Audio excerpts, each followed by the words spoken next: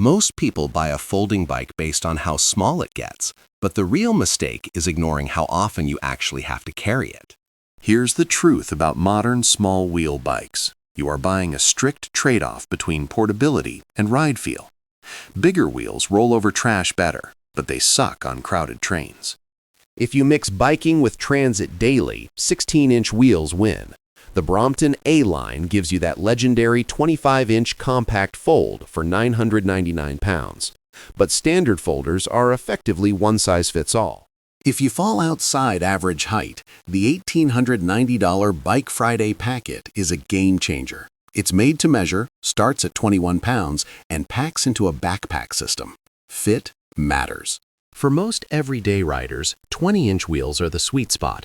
They handle potholes gracefully without becoming massive.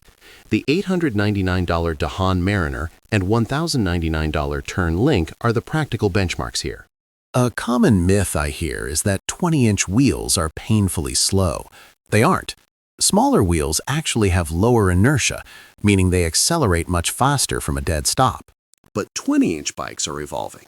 The 2,599-pound Brompton G-Line adds hydraulic discs for a full-size feel, while the $1,499 Tern BYB P10 shrinks the traditional fold significantly. Then there is the 24-inch category, like the Tern Node. I recommend these when ride quality is top priority and you only fold the bike for apartment corner storage.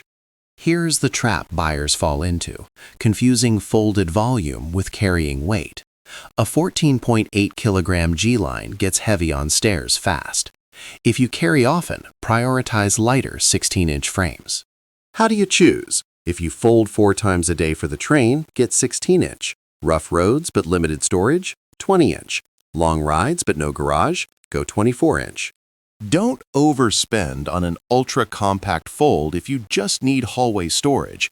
Buy the wheel size that removes your actual daily friction rather than obsessing over the tiniest dimensions. Buy for your real commute, not the spec sheet.